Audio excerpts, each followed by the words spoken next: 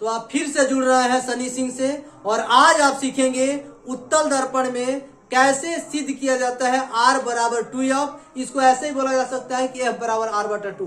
कभी कभी तो एग्जाम में ऐसे पूछता है कि उत्तल दर्पण में वक्रता, त्रिज्या और फोकस दूरी के बीच के संबंध को दर्शाए। तो इसका मतलब यही समझना है कि हमें क्वेश्चन कह रहा है कि R बराबर 2F सिद्ध करना है।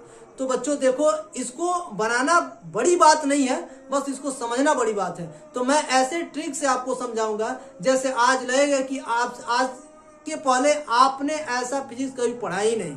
तो फिर से स्टार्ट करते हैं और यहाँ पे हम देखते हैं क्या कि x और x डैश एक उत्तल दर्पण है जिसमें P ध्रुव है, F मुख्य फोकस है, C वक्रता केंद्र है। इसमें मैंने AB को आपतित किरण और BD को परावर्तित किरण माना है और EC जो है वो अविलंब है। अब मैं आपके क्वेश्चन को आसान करने के लिए मैं एक क्या करता हूं, यहाँ पे 1 और इसको 2, यहाँ पे मैं 3 और इसको 4 मान लेता हूँ। ये कोण जो है 3 और ये कोण 4 हो गया। ये ऊपर वाला जो है और ये नीचे वाला दोनों जो है ये 2 और 1 हो गए।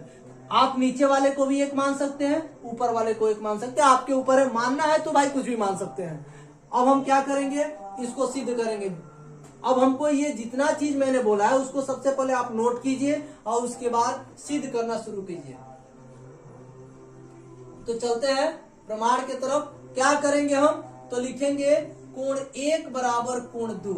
ये कहां से आ गया, तो देखिए AB आपतित किरण, BD परावर्तित किरण और BE अविलंब है।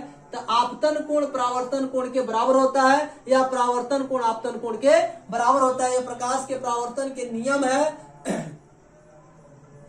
तो प्रकाश के परावर्तन के नियम से, और ये समीकरण नंबर 1, कोई दिक्कत नहीं है।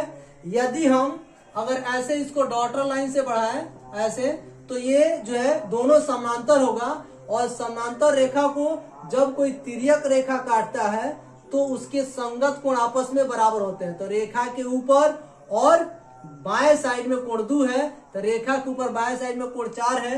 यानी आप लिख सकते हैं कोण 2 बराबर कोण 4। कहां से, संगत कोण से।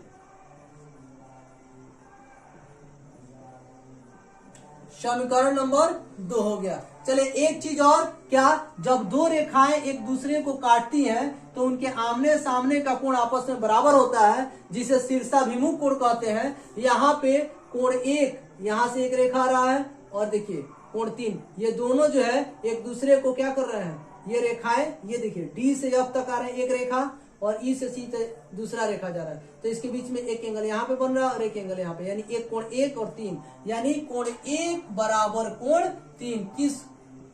किस नियम से, तो शीर्षाभिमुख कोण से।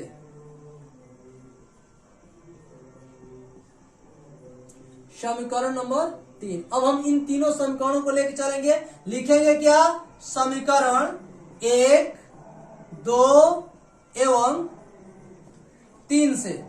अब एक बात देखिए, यहाँ पे कोण 1 बराबर है कोण 2 के, यही यहाँ पे अगर हम लिख दे कोण 1 बराबर कोण 2, तो देखिएगा इसको कैसे मैं आसान बना रहा हूं। तो कोण 1 बराबर कोण 2 है, इन दोनों में देखिए कोण 1 के बराबर में क्या है, कोण 3 है। तो जहां कोण 1 रहेगा उसके हम कोण 3 लिख सकते हैं। यहाँ पे क्या है, कोण 2 के बराबर में क्या है, 4 है, तो कोण 2 के बराबर में हम क्या लिख सकते हैं, 4, यानी कोण 2 के जगह पर हम 4 लिख सकते हैं। तो अब हमारे यहाँ पे तो एक त्रिभुज बन रहा है BFC, एक त्रिभुज बन रहा है जिसमें कोण 3 बराबर कोण 4, कोण 3 बराबर कोण 4। तो किसी भी त्रिभुज की जब दो कोण आपस में बराबर हो तो उसके सामने के भुजा भी आपस में बराबर होता है। तो कोण 3 के सामने की भुजा जो हो जाएगी वह हो जाएगी CF और कोण 4 के सामने की जो भुजा होगी वह हो जाएगी BF। कहां से, तो यह नियम है कहां से, तो बराबर कोण के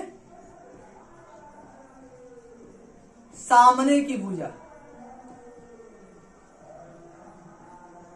क्या होती है, बराबर होती है। समीकरण नंबर 4। अब एक और बात हमको क्या करना, सिद्ध करना है R बराबर 2F। तो सिद्ध करने के लिए बी को पी के नजदीक लाते हैं। तो जब घसकाते घसकाते बी को पी के नजदीक लाएंगे तो लगभग बी एफ जो है एफ पी के बराबर हो जाएगा। तो लिखेंगे सिद्ध करने के लिए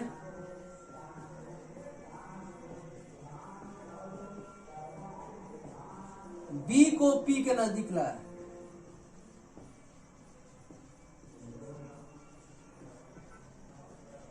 तो लगभग बी एफ बराबर एफ पी के। सिद्ध करने के लिए बी को पी के नजदीक लाएंगे तो बी एफ बराबर हो जाएगा एफ पी। यह समीकरण नंबर हो जाएगा 5। तब लिखेंगे समीकरण 4 एवं 5 से, तब देखिए बी एफ खत्म तो सी एफ बराबर एफ पी के, तो सी एफ बराबर एफ पी। ये देखिए अब क्या करना है, हमको सिद्ध करना है क्या, आर बराबर 2f। कैसे सिद्ध करना है, तो देखिए चूंकि अगर हमको सी वक्रता त्रिज्या चाहिए तो वक्रता के अंदर ध्रुव के बीच की दूरी चाहिए, तो वक्रता के अंदर ध्रुव के बीच की दूरी को वक्रता त्रिज्या कहते हैं। इसे संकेत में आर से सूचित किया जाता है। तो इसके लिए हम लिखते हैं सीपी। अगर सीपी की दूरी तय करनी है तो हमें कैसे करना पड़ेगा, तो सबसे पहले सी से चलेंगे तो एफ के पास आएंगे तो सी एफ हो जाएगा, और फिर एफ से पी के पास आएंगे तो एफ पी हो जाएगा। यहाँ पे हम क्या देख रहे हैं कि यहाँ पे सी एफ जो एफ पी के बराबर है, तो जहाँ सी एफ है उसके जगह पे एफ पी लिख सकते हैं। तो यहाँ पे सी एफ है तो इसके जगह पे हम एफ पी और एक और एफ पी। वक्रता के अंदर ध्रुव के बीच की दूरी को वक्रता त्रिज्या कहते हैं। इसे संकेत में आर से सूचित किया जाता है। और मुख्य फोकस और ध्रुव के बीच की दूरी को फोकस दूरी कहते हैं। इसे संकेत में छोटा लेटर के एफ से सूचित किया जाता है। तो एफ पी यहाँ पे भी है और एफ पी यहाँ पे भी है, तो एक छोटा एफ एक छोटा एफ। आर बराबर 1 1 2 होता है 2f। अगर देखा जाए कि 2 गुणा में इधर है तो भाग होगा, तो f बराबर r/2। दोनों में से कुछ भी आप सिद्ध कर सकते हैं। मैं आपको एक क्वेश्चन कर रहा हूं और उसका आंसर आप कमेंट करके बताइएगा कि गोलीय विपतन किसे कहते हैं। गोलीय विपतन किसे कहते हैं। ये बहुत ही शानदार क्वेश्चन और एग्जाम के लिए बहुत ही वीवीआई क्वेश्चन है, तो आप कमेंट करके जरूर बताएं।